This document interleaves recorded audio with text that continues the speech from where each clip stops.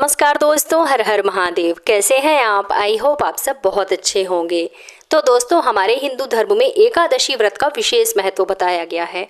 एकादशी का व्रत भगवान श्री हरि विष्णु को समर्पित होता है। इस दिन श्री हरि विष्णु की उपासना करने से सभी मनोकामनाओं की पूर्ति होती है। साल में 24 एकादशी आती है, जिसमें निर्जला एकादशी व्रत का सबसे अधिक महत्वपूर्ण व्रत माना गया है। कहते हैं कि निर्जला एकादशी का व्रत 24 एकादशियों के बराबर का फल देती है। निर्जला एकादशी के व्रत में पानी की एक बूंद भी ग्रहण नहीं की जाती है। यदि आप में सामर्थ्य है तो आप निर्जला व्रत रखें, लेकिन यदि किसी कारणवश आप बीमार हैं, आप वृद्ध हैं या फिर आप में सामर्थ्य नहीं है, तो फिर आप फलाहार लेकर भी व्रत रख सकते हैं। निर्जला एकादशी के कठोर नियमों के कारण इस व्रत को सभी व्रतों में सबसे कठिन माना जाता है। दोस्तों, निर्जला एकादशी को मोक्षदायिनी एकादशी भी कहा जाता है। शास्त्रों में बताया गया है कि इस दिन व्रत रखने से हमें मोक्ष की प्राप्ति होती है। इस दिन बिना जल ग्रहण किए दिन भर व्रत रखा जाता है और अगले दिन यानी कि द्वादशी तिथि को व्रत का पारण किया जाता है। इसे सबसे कठोर एकादशियों में से एक माना गया है। इस एकादशी को भीमसेनी पांडव एकादशी के नाम से भी जाना जाता है। इसके साथ ही पूरी रात जाग करके भगवान श्री हरि विष्णु से संबंधित भजन कीर्तन करते हैं और इसके साथ ही गरीबों और जरूरतमंद को कपड़े, खाना, पानी आदि वस्त्रदान यदि आप करते हैं तो आपको एकादशी व्रत का अधिक गुना लाभ प्राप्त होता है। तो आइए जानते हैं निर्जला एकादशी की पूजा विधि क्या होगी। तो दोस्तों, इस दिन सुबह जल्दी उठकर स्नान आदि से निवृत्त होकर साफ स्वच्छ वस्त्र धारण करें और भगवान श्री हरि विष्णु का मरण करते हुए व्रत का संकल्प लें।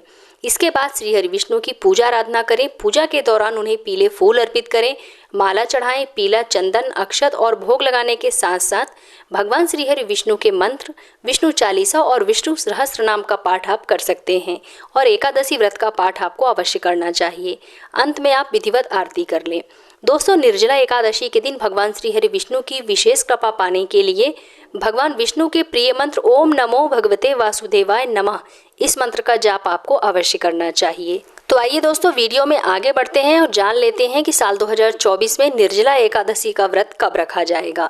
तो हिंदू पंचांग के अनुसार ज्येष्ठ माह के शुक्ल पक्ष की एकादशी तिथि का आरंभ 17 जून को सुबह 4:43 से होगा और इसका समापन 18 जून को सुबह 7:28 पर होगा। तो उदय तिथि के अनुसार निर्जला एकादशी का व्रत 18 जून 2024 दिन मंगलवार को ही रखा जाएगा। जो लोग साल की सभी 24 एकादशियों का उपवास नहीं रख पा रहे हैं, वे केवल निर्जला एकादशी का व्रत रख सकते हैं। मान्यताओं के अनुसार निर्जला एकादशी का उपवास रखने से दूसरी सभी एकादशियों का लाभ आपको प्राप्त होता है। दोस्तों, निर्जला एकादशी का व्रत बिना अन्न और जल के रखा जाता है। इस व्रत में जल तक ग्रहण नहीं किया जाता है, इसलिए इसे निर्जला व्रत कहते हैं। एकादशी व्रत के अगले दिन सूर्योदय के बाद पारण किया जाता है। एकादशी व्रत का पारण द्वादशी तिथि समाप्त होने से पहले करना अति आवश्यक है। यदि द्वादशी तिथि सूर्योदय से पहले समाप्त हो गई हो तो एकादशी व्रत का पारण सूर्योदय के बाद ही होता है। द्वादशी तिथि के अंदर पारण ना करना पाप करने के समान होता है। निर्जला एकादशी के दिन भगवान श्री हरि विष्णु के साथ साथ माता लक्ष्मी जी की भी पूजा आपको अवश्य करनी चाहिए। एकादशी के दिन व्रत कथा जरूर पढ़ें। इसके अलावा निर्जला एकादशी के दिन दान करने का भी विशेष महत्व हमारे शास्त्रों में बताया गया है। तो निर्जला एकादशी के दिन अन्न के साथ जल का दान अवश्य करना चाहिए।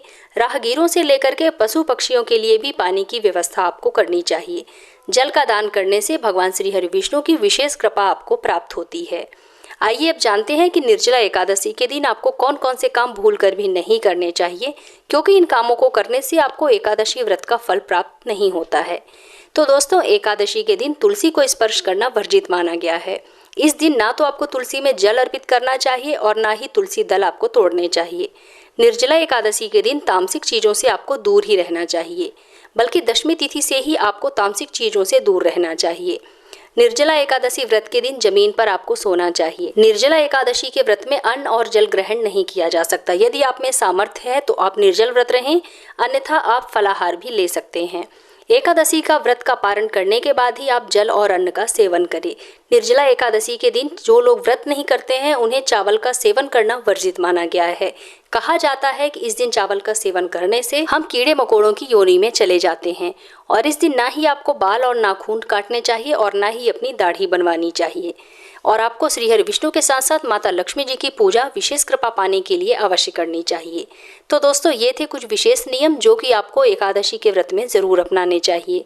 तो उम्मीद करती हूँ कि आप लोगों को मेरे द्वारा दी गई जानकारी ज़रूर पसंद आई होगी। अगर आप लोगों को मेरा आज का वीडियो पसंद आए तो वीडियो को लाइक कीजिए, अपने फ्रेंड्स एंड फैमिली के साथ शेयर कीजिए और अगर आप मेरे इस चैनल पर पहली बार आए हैं तो मेरे चैनल को सब्सक्राइब करके बेल आइकन ज़रूर प्रेस कर लीजिएगा, जिससे कि आपको मेरे नए वीडियो की नोटिफिकेशन सबसे पहले प्राप्त हो।